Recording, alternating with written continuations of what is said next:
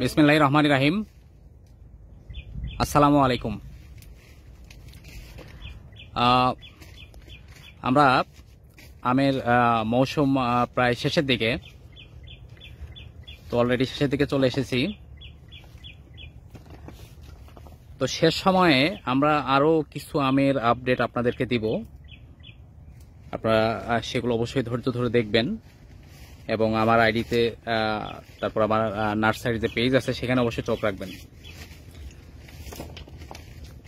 তো এই এখন যে আমটি দেখাচ্ছি এটি হচ্ছে অস্টিন, বাংলাদেশে অত্যন্ত আলোচিত একটি আম। এটি হেডেন এবং আননন একটি জাতের সংকরায়নের মাধ্যমে এই জাতটির জন্ম হয়েছে। আপনারা এগুলো সবই জানেন। এটির অরিজিন হচ্ছে ফ্লোরিডা।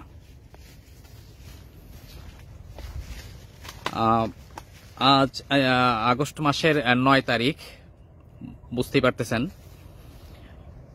যে এই সময় গাছে আম থাকাটা মানে অনেক বড় ব্যাপার।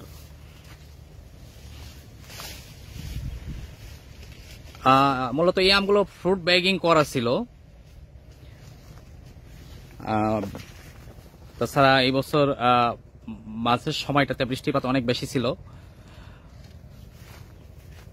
ওই সময়টাতে আমি হালকা কিছু দাগ আছে, এগুলো আসলে ওই মূলত ফ্রুট ব্যাগগুলো ভিজেছিল, বেশি বৃষ্টি হওয়ার কারণে ভিজেছিল। মানে আমাদেরকে আরো উন্নত ফ্রুট ব্যাগ ব্যবহার করতে হবে, যে ফ্রুট ব্যাগগুলো মানে একদমই ওয়াটারপ্রুফ এবং পানি নিষ্কাশন ব্যবস্থা, অন্ততপক্ষে নিচ দিয়ে পানি বের হওয়ার মতো এরকম জায়গাটা যেন ভালো থাকে, সেদিকে লক্ষ্য রাখতে হবে।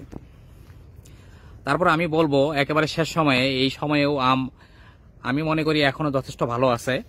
আমের যে চেহারা এবং রঙও খুব সুন্দর। আমরা ফ্রুট ব্যাগগুলো আরো একটু দেরিতে দিতে পারলে সেই ক্ষেত্রে অন্ততপক্ষে আর একটু লাল বেশি হতো। তো দেখুন এই আমের সর্বশেষ অবস্থা।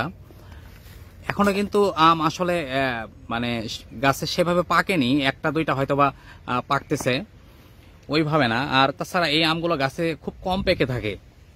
আমরা অন্যান্য আম যেমন আমাদের দেশীয় যে ভ্যারাইটিগুলো আছে এগুলো দেখে থাকি যেগুলো গাছে রীতিমতো পাকে এবং যখন পরিপক্ক হয়ে যায় তখন খুব দ্রুত পাকা শুরু করে দেয়। আবার কিছু আম আছে যেমন আম্রপালি, বেশি সময় থাকলে না পাকলেও হয়তো কিছু পাকে, আবার বৃষ্টিপাত শুরু হয়ে গেলে ফেটে যাওয়া শুরু করে। তো আমি এই ধরনের সমস্যাগুলো নেই, এই সমস্যা মুক্ত। অতিরিক্ত পাকবেও না, আবার ফাটবেও না বৃষ্টিতে, কারণ আমরা বৃষ্টির সময়টা অনেক সময় পার হয়ে আসছি। তো আমি আপনাদের আমগুলো দেখানোর চেষ্টা করতেছি। এটি মূলত টপ ওয়ার্কিং করা গাছ, এটি সরাসরি গাছ না, এটি একটা গাছের উপর টপ ওয়ার্কিং করা এই গাছটি। তো এই আমগুলো এখনো অক্ষত অবস্থায়।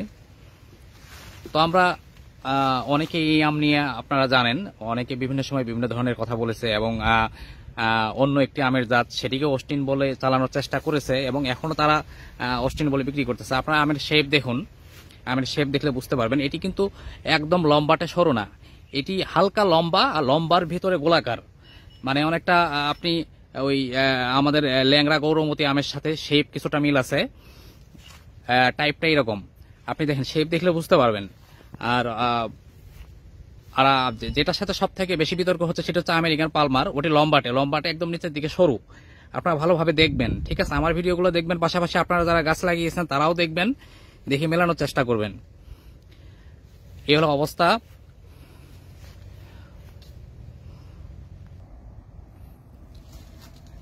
এটি আরো একটি গাছ, এটি টপ ওয়ার্কিং করা নয়, এটি সরাসরি মানে এটি চারা ছিল।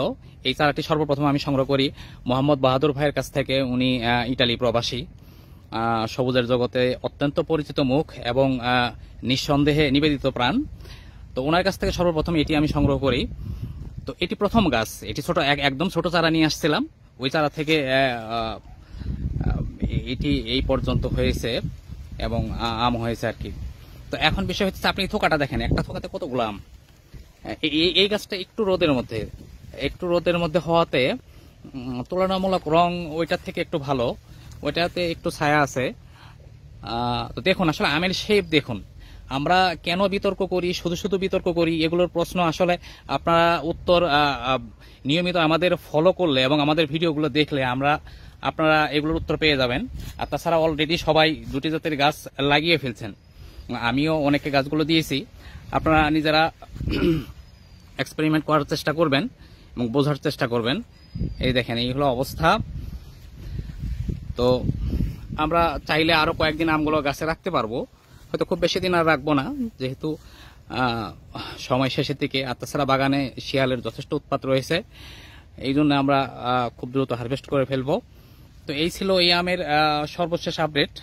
আপনারা আরো বিস্তারিত বলতে এই আমের এই বছরের স্বাদ কেমন হলো, পাশাপাশি আরো অন্যান্য কিছু বৈশিষ্ট্য, আমরা এগুলো সর্বশেষ আপনাদেরকে জানাবো ইনশাল্লাহ। আপনারা ততদিন পর্যন্ত অপেক্ষা করবেন এবং আমাদের সাথে থাকবেন, আমাদেরকে উৎসাহ দিবেন, আমরা যাতে ভালোভাবে কাজগুলো করতে পারি এবং আপনাদের জন্য ভালো ভালো জাতগুলো নিয়ে আসতে পারি।